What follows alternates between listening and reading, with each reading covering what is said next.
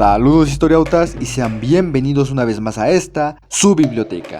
Japón es uno de los países del mundo con mayor tradición mitológica. Pese a su gran desarrollo y avances tecnológicos, la sociedad japonesa actualmente sigue estando muy en contacto con sus viejas historias y creencias en dioses, espíritus, fantasmas, demonios y demás entidades que el folclore japonés ha transmitido a lo largo de generaciones por muchas vías. El propio país nipón ha fijado la fecha de inicio tradicional de su historia imperial a partir de la fecha dada por un antiguo mito, y hasta apenas mediados del siglo pasado, los japoneses realmente creían que su emperador era un descendiente directo de la diosa solar.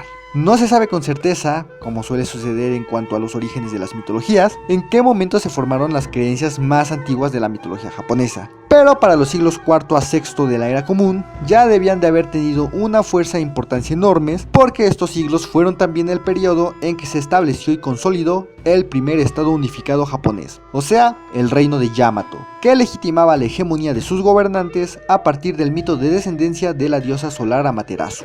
Esta primera etapa de la mitología japonesa era simplemente el resultado del rico corpus de creencias que en el archipiélago nipón se había gestado desde tiempos primitivos y que derivó en lo que fue la religión autóctona de los japoneses, el shintoísmo, que a grandes rasgos es una religión que consiste en la veneración de los miles de dioses, tanto mayores como menores, que existen en la naturaleza, a los cuales llaman kami, y también se rinde culto a los antepasados. Es decir, es una religión de tipo animista, o sea que rinde culto a las ánimas. Sin embargo, no quedaron registros escritos ni de las creencias ni del mito legitimador del poder durante el gobierno Yamato, porque pese a la unificación del estado, la sociedad japonesa, tal y como sus antepasados, seguía siendo una sociedad ágrafa, es decir, que carecía de un sistema de escritura. Y esto solo cambiaría cuando a la isla llegase un elemento que sería fundamental para el posterior desarrollo cultural, económico y político del archipiélago japonés: las migraciones chinas.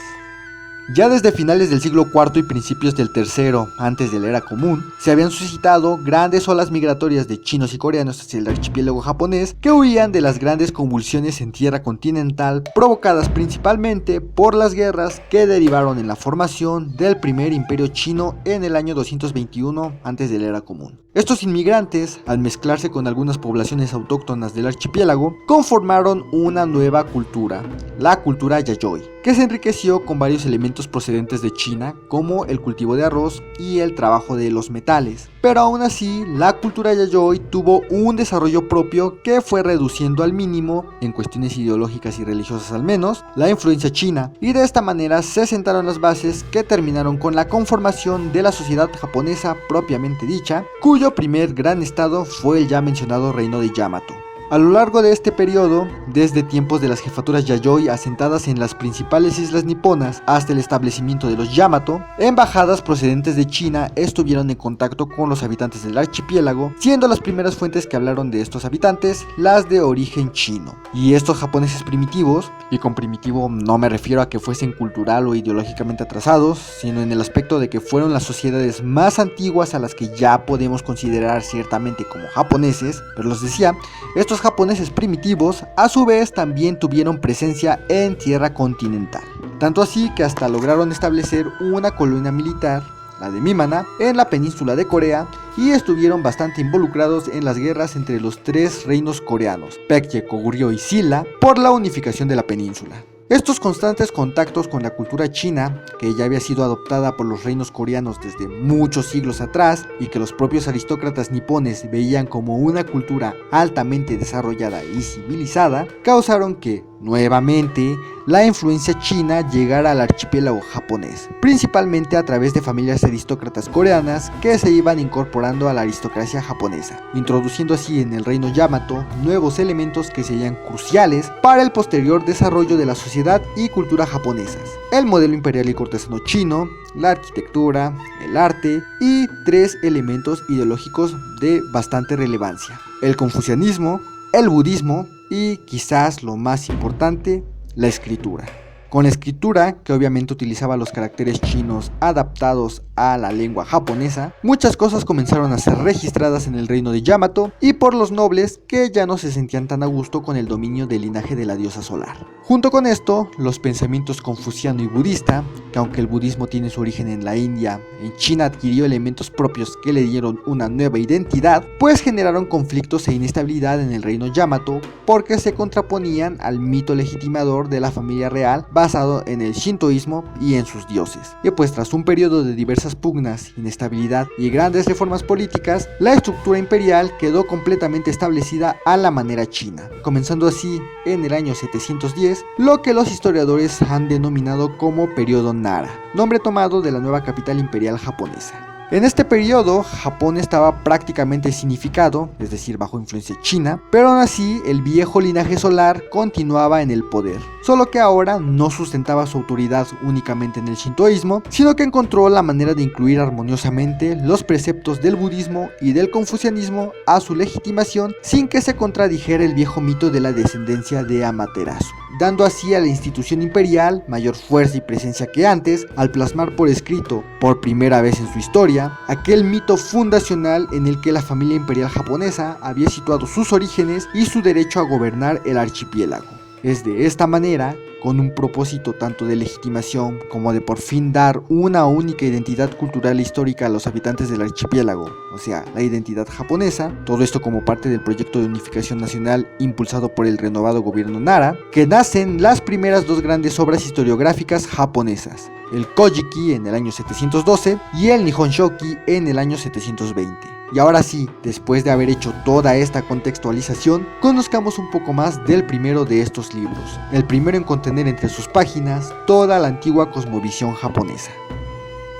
El Kojiki, que quiere decir registros de las cosas antiguas, es, como ya dije, el primer libro historiográfico japonés. Su creación fue ordenada por el emperador Tenmu, quien gobernó desde el año 673 hasta el 686 con el objetivo, como ya había mencionado, de demostrar que la familia imperial descendía directamente de Amaterasu, la diosa Sol, y que por ende dicho linaje estaba destinado a gobernar las tierras niponas por mandato divino, una idea tomada de la ideología y cosmovisión china. Así, varios eruditos de la corte comenzaron a recopilar las viejas historias orales y a plasmarlas en el papel. Pero el Kojiki solo quedaría completado cuando Ouno Yasumaru, un erudito de la corte de la emperatriz Genmei, sucesora de Tenmu, recopiló y ordenó todos los documentos escritos hasta entonces, dándoles la forma con la que el libro sería conocido.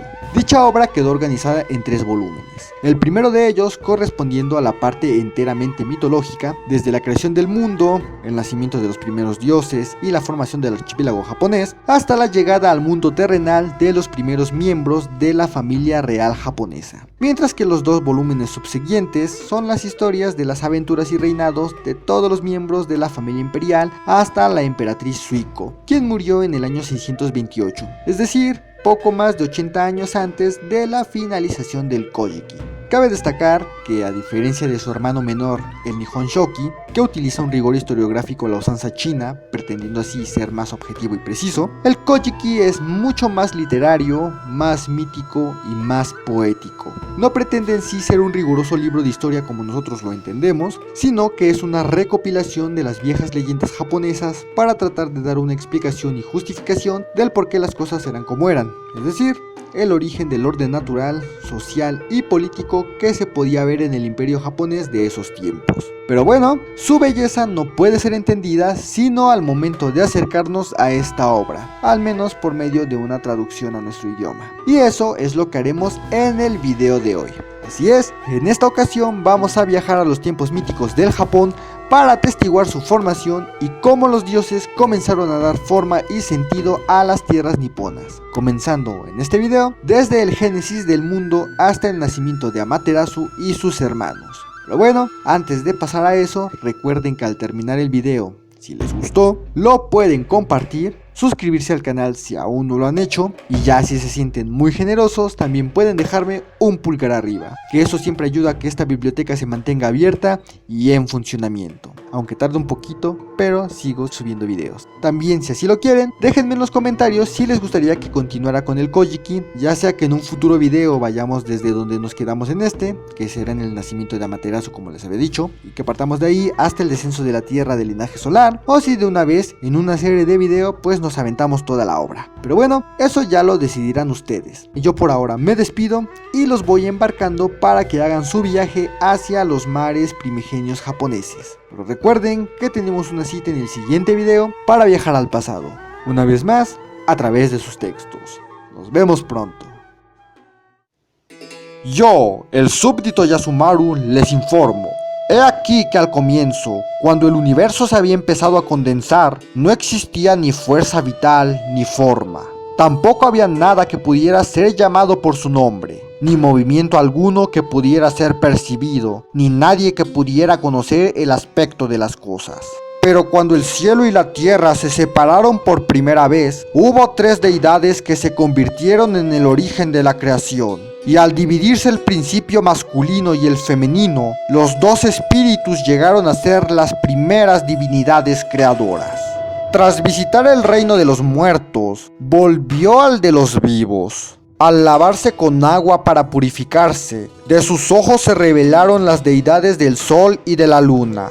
Después, cuando se bañaba flotando en las aguas del mar, se manifestaron las demás deidades. De esta manera, aunque la noche de los tiempos nos oculta lo que pasaba en los comienzos, gracias a las ancestrales enseñanzas de origen divino, podemos saber cuándo fueron concebidas las tierras y cuándo surgieron las islas. Igualmente, por remota que sea la época en que el cielo y la tierra se separaron, merced a los sabios de la antigüedad, podemos discernir los tiempos en que nacieron los dioses y se establecieron los hombres. Con la debida reverencia, considero que su majestad imperial, tras haber ascendido al trono como emperatriz, ilumina con sus virtudes sagradas todo el imperio, y en comunión con la triada, nutre a todo ser vivo. Incluso desde el palacio imperial, su gracia alcanza los confines terrestres donde solo llegan los cascos de un caballo, y los confines marinos donde solo entra la proa de un barco. El sol brilla con fulgor redoblado y las nubes se dispersan sin formar neblinas. Los historiadores del imperio no dejan de registrar el número de señales auspiciosas, como dos ramas que se unen o espigas dobles que crecen de un solo tallo. No pasa un mes en que las arcas del tesoro imperial se queden sin los tributos llegados de países lejanos donde solo pueden comunicarse con almenaras sucesivas o con innumerables traducciones. En fama, esta soberana supera al emperador Yu, en virtud al emperador Tang. Pues bien, su majestad imperial, lamentando las falsedades y diferencias existentes en las diversas crónicas sobre la familia imperial y movida por el deseo de corregir los errores, el día 18 del noveno mes del cuarto año de Wado, me encomendó a mí, Oh no Yasumaru, que copiara las historias recogidas por Hieda no Are bajo las órdenes del emperador Tenmu y que se las entregara debidamente escritas.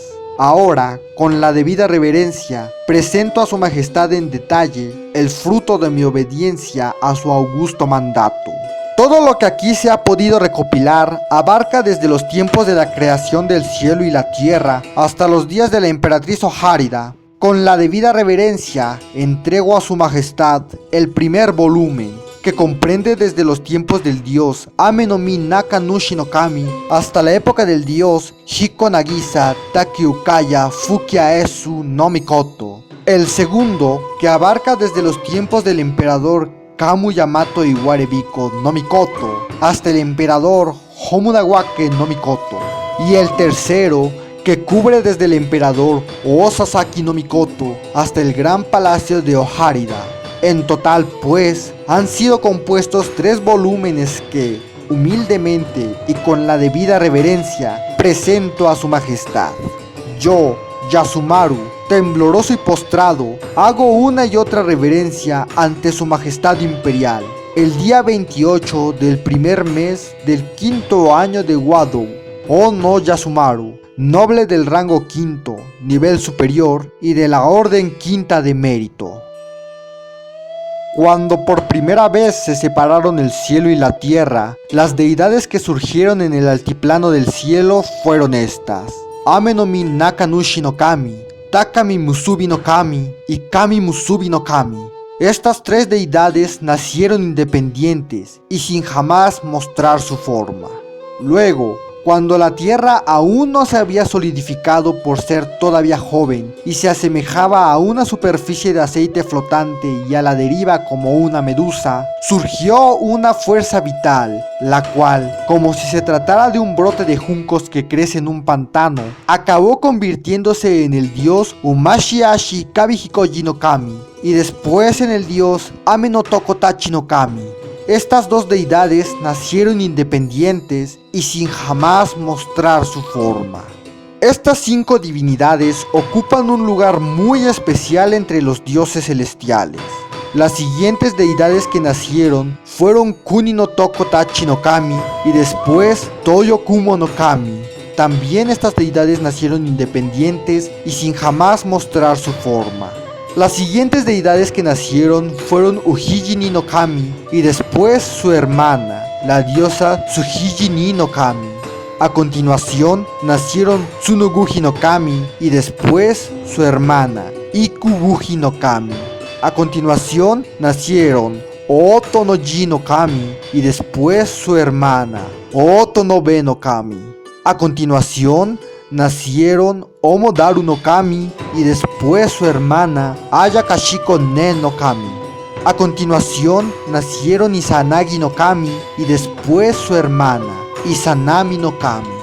Desde el dios Kuni no Tokotachi hasta la diosa Izanami, todas estas deidades forman las generaciones conocidas como las 7 generaciones de la era de los dioses. Entonces, todas las deidades celestiales pidieron al dios Izanagi y a la diosa Izanami: pongan en orden todas estas tierras flotantes y háganlas sólidas y firmes. Y les entregaron una alabarda recamada de gemas. Los dos dioses, desde el puente flotante del cielo, revolvieron las aguas con la alabarda. El agua produjo ruido al dar vueltas y en la punta de la alabarda se formó una gota que fue haciéndose más y más sólida y grande hasta convertirse en una isla. Fue la isla Onogoro.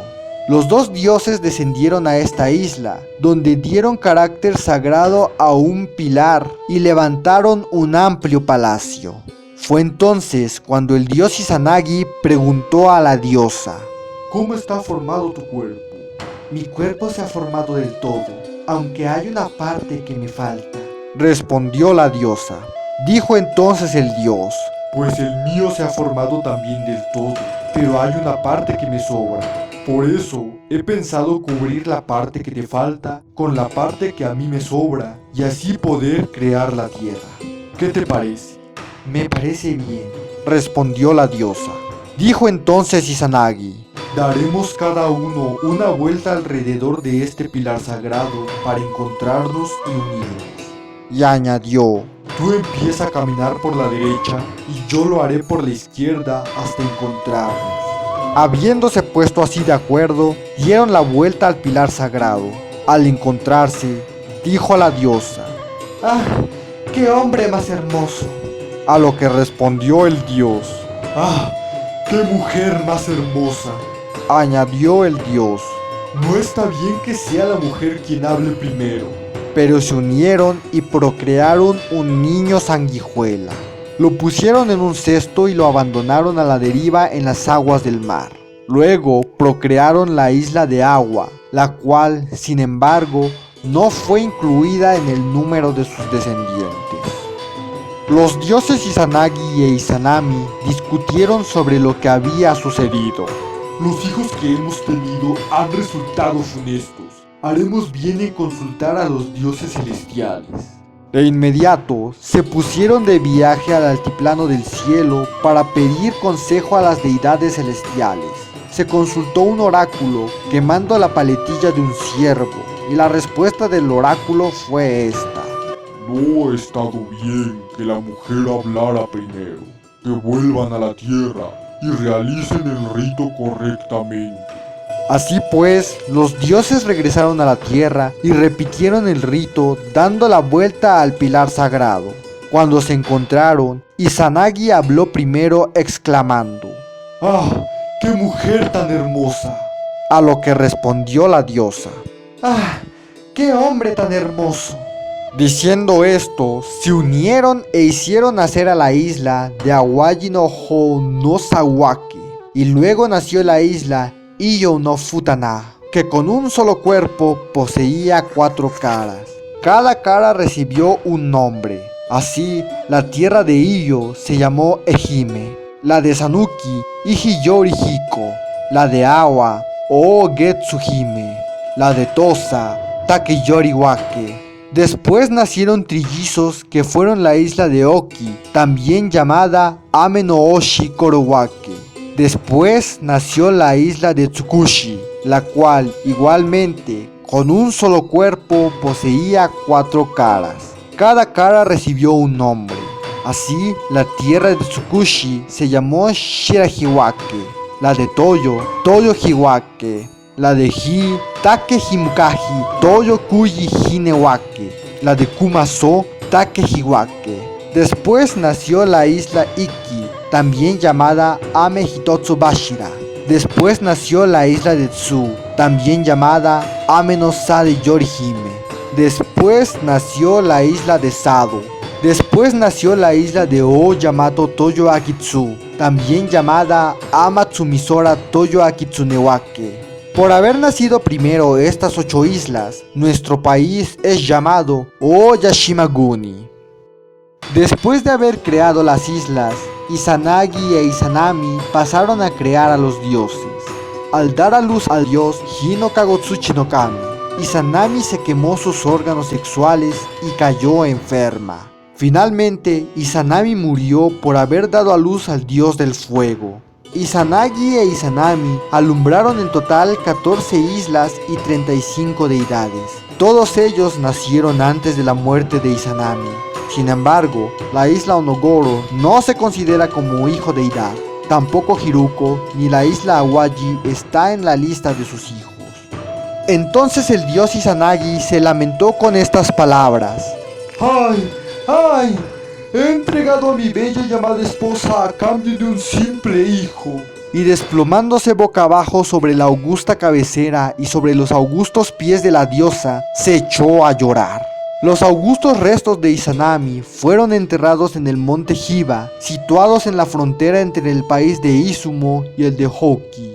Después, el dios Izanagi desenvainó la espada de 10 palmos que llevaba a su cintura y cortó la cabeza de su hijo, el dios del fuego Kagutsuchi. La sangre impregnada en la espada salpicó las numerosas rocas sagradas que por allí había. Así, 8 deidades nacieron de la augusta espada de Izanagi. En cuanto a la espada con que Izanagi decapitó a la deidad del fuego, su nombre es Ame no Habari, también llamada Itsu no Habari. El dios Izanagi adoraba tanto a su fallecida esposa que decidió partir en su busca. Se dirigió por tanto al país de las tinieblas llamado Yomi. Cuando llegó, al ver que su esposa le abría las puertas del palacio de ese país, le dijo: ¡Ah, mi bella y amada esposa! El país que construimos juntos todavía no está del todo terminado. Vamos, regresa conmigo al mundo de los vivos. Su esposa Izanami le respondió: Qué pena que no hubieras podido venir antes. Ya he probado la comida de esta región tenebrosa. Aún así, me siento agradecida de que mi amado esposo haya venido a visitarme hasta aquí. Por eso, aunque mi deseo es regresar contigo, voy a consultar a los dioses de este mundo de las tinieblas. Mientras vuelvo, no se te ocurra mirarme. Con estas palabras, la diosa desapareció tras las puertas, pero tardaba tanto en volver que el dios Izanagi no pudo esperar más. Rompió un diente grueso de la peineta con que se sujetaba su augusta coleta izquierda y le prendió fuego para alumbrarse. Cuando entró en el palacio, vio el cuerpo putrefacto de la diosa que rezumaba de gusanos y despedía truenos. Cuando Izanagi vio a su esposa en tal estado, tuvo mucho miedo y emprendió la huida. Por su parte, Izanami le dijo: ¿Cómo te has atrevido a avergonzarme? E inmediatamente ordenó a la Shikome del país de las tinieblas que lo persiguieran. Al verse perseguido, Izanagi se quitó la cinta negra, hecha de sarmientos, con que se sujetaba su augusto cabello, y la tiró. La cinta se transformó en racimos de uvas silvestres, ante las cuales las Shikome se detuvieron para devorarlas. Así, el dios pudo seguir huyendo, pero no tardaron sus perseguidoras en continuar tras él. Entonces el dios rompió un diente de la pequeña peineta que llevaba en la coleta derecha de su augusto cabello y lo tiró. El diente se transformó en un tallo de raíz de brotes de bambú, ante los cuales las Shikome se detuvieron para devorarlos. Así, el dios pudo seguir huyendo. Tras esto, la diosa Izanami ordenó también a las 8 deidades de los truenos y a los 1500 guerreros del país de las tinieblas que persiguieran a Izanagi. Entonces, desenvainó la espada de 10 palmos de largo que llevaba y siguió huyendo mientras la blandía con el brazo extendido hacia atrás. Pero como los seres tenebrosos no cejaban en su persecución, al llegar a la cuesta de Yomotsuhira, situada en la frontera entre el mundo de los vivos y el país de las tinieblas, tomó 3 melocotones que había por allí y cuando se acercaron sus perseguidores, se los lanzó. El ejército del país de las tinieblas se retiró y huyó. Izanagi dijo entonces a los melocotones: Así como ustedes me han salvado la vida, así yo les pido que cuando los mortales moradores del país central de Ashihara sufran adversidades y conozcan momentos de dolor, los ayuden del mismo modo. Y concedió a los melocotones el nombre de Ookamosumi no Mikoto. Finalmente, la misma diosa Izanami en persona emprendió la persecución de Izanagi. El dios, al ver cómo se le acercaba, colocó una enorme roca que solo podían mover 1000 hombres en medio de la cuesta de Yomotsuhira, tapando así la entrada al país de las tinieblas. Los dos dioses se quedaron, por lo tanto, uno a cada lado de la roca. Ahí intercambiaron las palabras de disolución del vínculo matrimonial.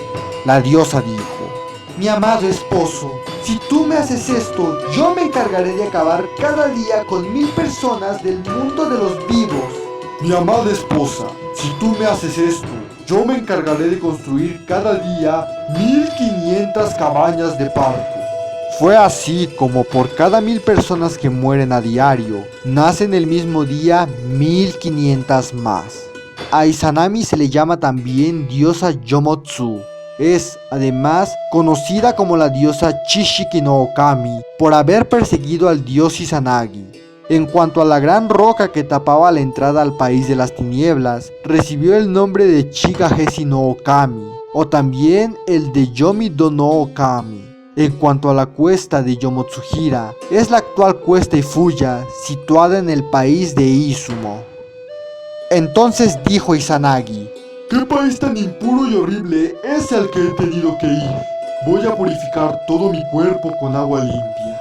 Tras decir esto, marchó a la pradera de Awaki, en la desembocadura del río Tachibana, en Himuka, país de Tsukushi, donde realizó el baño de la purificación con agua limpia. Dijo entonces Izanagi: Río arriba la corriente corre rápida, río abajo corre tranquila. Decidió, por tanto, meterse en el curso medio del río. Después, cuando el dios Izanagi se lavó el augusto ojo izquierdo, nació la diosa Amaterasu Oomikami. Cuando se lavó el augusto ojo derecho, nació el dios Tsukuyomi no Mikoto. Cuando se lavó la augusta nariz, nació el dios Takehayasu Sanoo no Mikoto. Entonces, el dios Izanagi, movido por una profunda dicha, dijo: He procreado uno tras otro a mis descendientes y al final he logrado tener a 3 hijos augustos. Tomó el collar de cuentas que le colgaba del cuello y agitándolo suavemente hasta hacer sonar el delicado sonido de sus cuentas, se lo entregó a Amaterasu con estas palabras: Tú gobernarás el altiplano del cielo. Por eso, el nombre del collar es el dios Mikuratana. Después le ordenó a Tsukuyomi.